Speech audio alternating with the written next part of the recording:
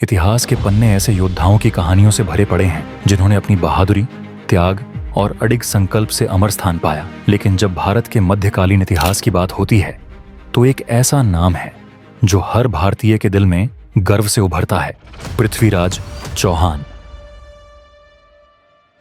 पृथ्वीराज चौहान केवल एक महान राजा और योद्धा नहीं थे, बल्कि वे भारतीय सभ्यता और संस्कृति के रक्षक भी थे।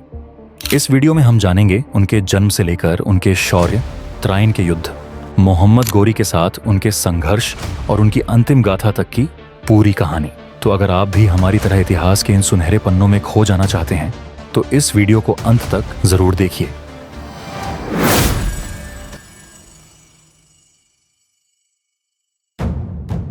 बारहवीं शताब्दी का समय भारत के लिए बहुत ही महत्वपूर्ण था। उस समय देश छोटे छोटे राज्यों में बटा हुआ था। इन्हीं में से एक था चौहान वंश, जिसका शासन अजमेर और उसके आसपास के क्षेत्रों पर था। यहीं 1166 ईस्वी में पृथ्वीराज चौहान का जन्म हुआ। उनके पिता राजा सोमेश्वर चौहान और उनकी माता कर्पूरी देवी दोनों ही धार्मिक प्रवृत्ति के थे। राजवंश से होने के कारण उनका बचपन बड़ी सुख समृद्ध से बीता। पृथ्वीराज को बचपन से ही युद्ध कला, राजनीति और शास्त्रों की शिक्षा दी गई। कहा जाता है कि उन्होंने धनुर्विद्या और घुड़सवारी में अद्वितीय कौशल हासिल किया। उनकी पास घोड़ों और हाथियों को नियंत्रण करने की अद्वितीय कला थी। पृथ्वीराज न केवल शारीरिक रूप से मजबूत थे, बल्कि उनकी स्मरण शक्ति और बुद्धिमत्ता भी अद्भुत थी। वो बिना देखे केवल आवाज सुनकर तीरंदाजी करने में परिपूर्ण थे। उनकी कुशाग्र बुद्धि का उदाहरण तब देखने को मिला जब उन्होंने मात्र 11 साल की उम्र में अपने पिता की मृत्यु के बाद अजमेर का शासन संभाल लिया। उनकी शुरुआती उपलब्धियों में उनके राज्य को विदेशी आक्रमणकारियों से बचाना और आसपास के छोटे राज्यों को अपने शासन में लाना शामिल था। इसके कारण उन्हें राजा के राजा की उपाधि मिली। पृथ्वीराज चौहान का महत्व सिर्फ अजमेर के राजा तक सीमित नहीं था। जल्द ही वे दिल्ली के राजा भी बने।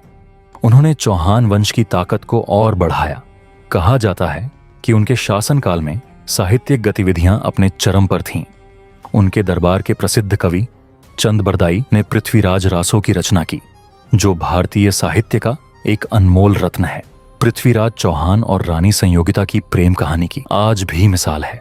पृथ्वीराज चौहान के बहादुरी के किस्से पूरे भारत में मशहूर थे, जिसके कारण राजा जयचंद की बेटी संयोगिता उनसे प्रेम करने लगी थी और पृथ्वीराज चौहान भी संयोगिता के सौंदर्य के कारण उनसे प्रेम करने लगे थे, जिसके कारण वो दोनों ही एक दूसरे को प्रेम पत्र भेजते थे। राजा जयचंद को इस बात का पता चल चुका था, इसलिए उन्होंने संयोगिता के विवाह के लिए स्वयंवर रचने का फैसला किया। लेकिन उससे पहले उन्होंने समस्त भारत पर अपना अधिकार जमाने के लिए अश्वमेघ यज्ञ का आयोजन किया। वही पृथ्वीराज चौहान नहीं चाहते थे कि भारत पर एक लालची और घमंडी राजा का शासन हो, जिसके कारण उन्होंने राजा जयचंद का विरोध भी किया था, जिसके कारण राजा जयचंद के मन में पृथ्वीराज चौहान के लिए घृणा और भी ज्यादा बढ़ गई। राजा जयचंद ने स्वयंवर में देश के सभी छोटे बड़े राजाओं को न्योता दिया और पृथ्वीराज चौहान को अपमानित करने के लिए न्योता नहीं भेजा और द्वारपालों के स्थान पर पृथ्वीराज चौहान की मूर्तियां लगा दी। पृथ्वीराज चौहान को राजा की इस दुष्ट चाल का पता चल चुका था, इसीलिए उन्होंने अपनी प्रेमिका को पाने के लिए एक गुप्त योजना बनाई। उस समय हिंदू धर्म की लड़कियों को अपना वर चुनने का पूरा अधिकार था। अपने स्वयंवर में वो अपने मनपसंद व्यक्ति के गले में माला डालकर उसकी पत्नी बन सकती। वही स्वयंवर के दिन जब देश के कई राजा रानी संयोगिता से विवाह करने के लिए शामिल हुए और रानी संयोगिता हाथों में वर्णमाला लेकर एक एक कर सभी राजाओं के नजदीक से होकर गुजरी, तो उनकी नजर द्वार पर मौजूद राजा पृथ्वीराज चौहान की मूर्ति पर पड़ी। रानी संयोगिता ने मूर्ति के पास जाकर उसे वर्णमाला पहना दी। ये देखकर सभी राजा खुद को अपमानित समझने लगे। गुप्त योजना के तहत पृथ्वीराज चौहान अपनी प्रतिमा के पीछे छुपे हुए। उन्होंने राजा के सामने संयोगिता को उठाया और सभी राजाओं को युद्ध के लिए ललकार कर दिल्ली चले गए। राजा जयचंद गुस्से से आग बबूला हो गया और महान राजा पृथ्वीराज चौहान का पीछा करने लगा, लेकिन उसकी सेना पृथ्वीराज चौहान का बाल भी बांका नहीं कर पाई। इसके बाद 2 बार पृथ्वीराज चौहान और राजा जयचंद के बीच युद्ध हुआ, जिसके कारण दोनों ही सेनाओं को जान माल का भारी नुकसान हुआ। पृथ्वीराज चौहान का सबसे बड़ा योगदान उनकी युद्ध कला में था। उनकी सेना बहुत बड़ी थी। कहा जाता है कि उनकी सेना में 3 लाख सैनिक और 300 हाथी शामिल थे। जैसे जैसे वो युद्ध जीतते गए, वैसे वैसे उन्होंने अपनी सेना को और बढ़ा लिया पृथ्वीराज चौहान पंजाब पर भी शासन करना चाहते हैं, लेकिन उस समय पंजाब पर मोहम्मद शहाबुद्दीन गौरी का शासन था। पृथ्वीराज चौहान की पंजाब पर शासन करने की इच्छा मोहम्मद गौरी को हराकर ही पूरी हो सकती थी, जिसके कारण 1191 ईस्वी में उन्हें उत्तर भारत पर कब्जा करने की कोशिश कर रहे मोहम्मद गौरी से सामना करना पड़ा। तराइन के पहले युद्ध में पृथ्वीराज ने अपनी रणनीति और बहादुरी से गौरी की सेना को पराजित कर दिया। कहा जाता है कि गौरी की सेना कई गुना बड़ी थी, लेकिन पृथ्वीराज के नेतृत्व में भारतीय सेना ने उसे घुटने टेकने पर मजबूर कर दिया। यह युद्ध भारतीय संस्कृति की रक्षा के लिए लड़ा गया था और पृथ्वीराज ने यह साबित कर दिया कि वे भारत के सबसे महान योद्धाओं में से एक हैं। इतिहासकारों के अनुसार मोहम्मद गौरी को बंधक बनाकर दया का पात्र बना दिया गया और पृथ्वीराज ने उसे जीवित जाने दिया। पृथ्वीराज चौहान ने 17 बार मोहम्मद गौरी को जीवित ही छोड़ दिया, लेकिन यह दया ही बाद में उनके लिए घातक सिद्ध हुई। 1192 में मोहम्मद गौरी ने तराइन के मैदान में दोबारा हमला किया। इस बार उसने धोखे और गद्दारी का सहारा लिया। पृथ्वीराज चौहान के मोहम्मद गौरी के साथ युद्ध की भनक पृथ्वीराज चौहान के कट्टर शत्रु राजा जयचंद को लग चुकी थी। इसीलिए राजा जयचंद ने मोहम्मद गौरी के साथ मिलकर पृथ्वीराज चौहान को मारने का षड्यंत्र रचा।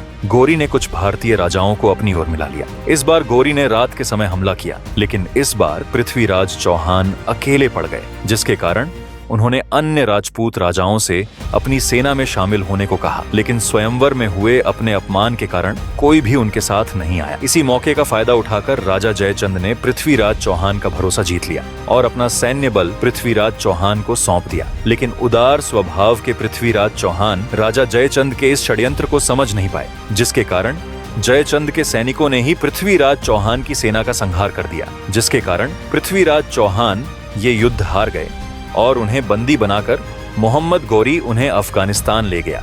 लेकिन यहाँ भी पृथ्वीराज ने अपनी वीरता नहीं छोड़ी।